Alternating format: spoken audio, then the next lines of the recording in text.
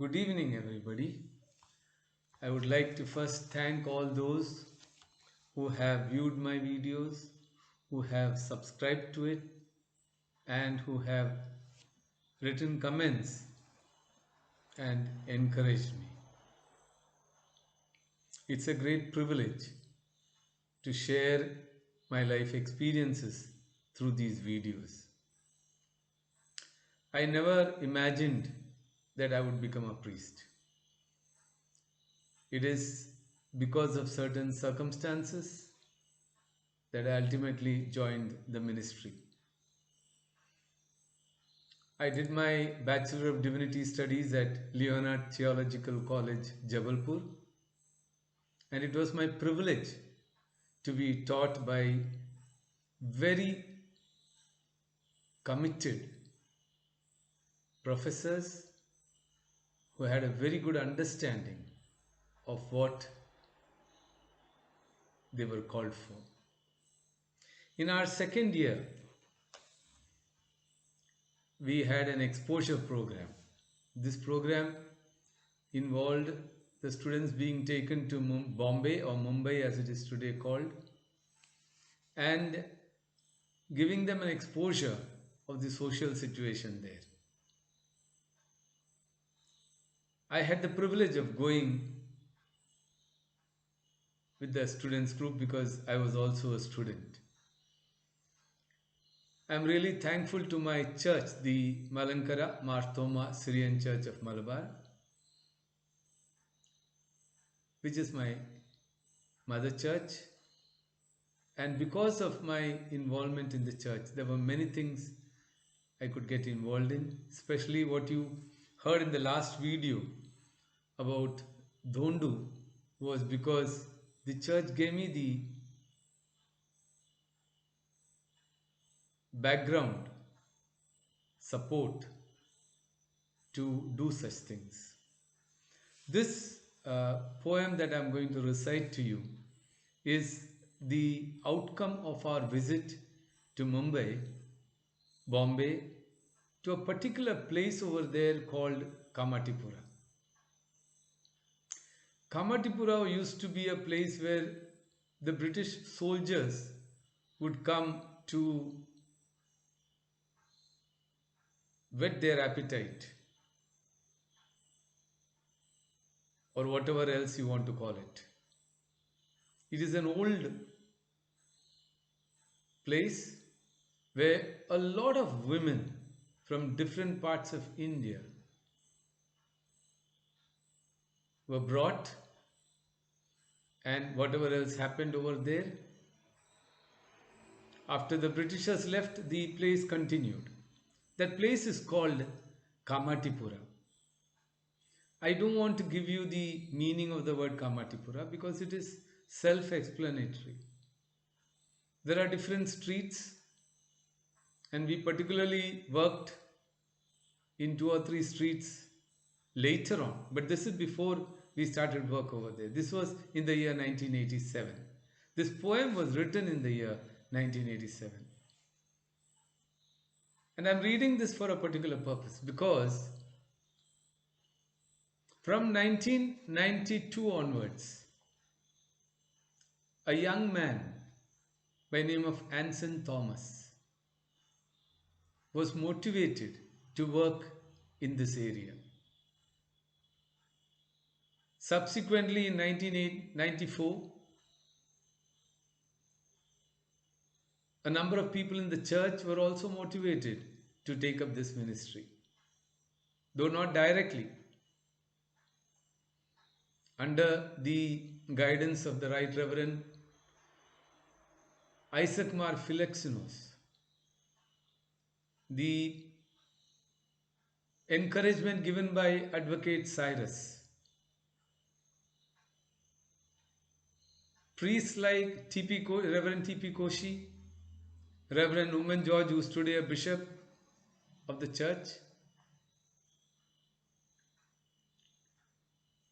encouraged the ministry in Kamatipura. That I will follow up in a later video. But this video only gives you an idea of how a seed sown way back in 1987, or rather was sown in 1987. It was after my visit to Kamatipura that I wrote this poem. It touched me that the horrible wickedness of that place, the darkness of that place, not of the women over there who are my sisters. They are the oppressed people, not they who are the wicked people. The persons behind the scenes, the persons who create this kind of a situation where a woman can be exploited. The society that allows such a situation to come about, where women have to lower their dignity and their worth. No woman would like to do it, but they are forced into this situation. And there are various stories on this. We'll delve on it later as we go into the other videos.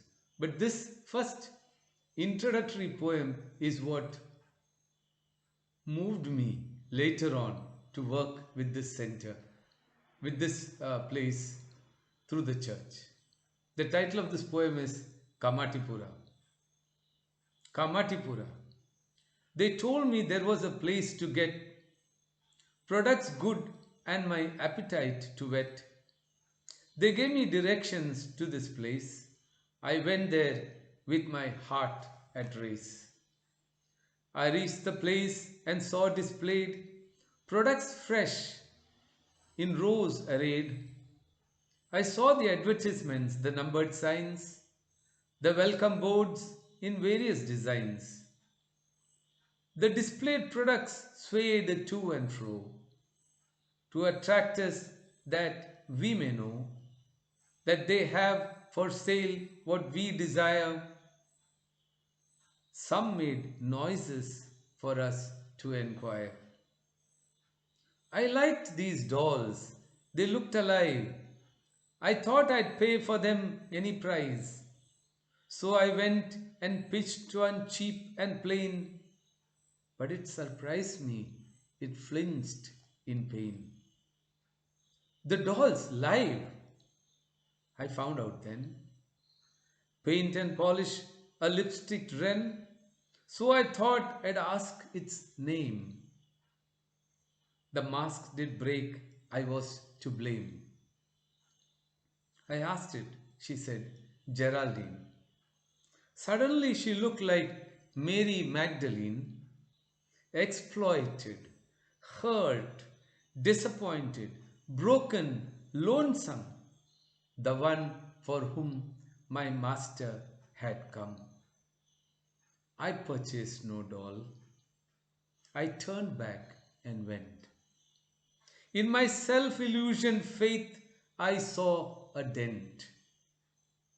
This is the reality of life. Where do I stand?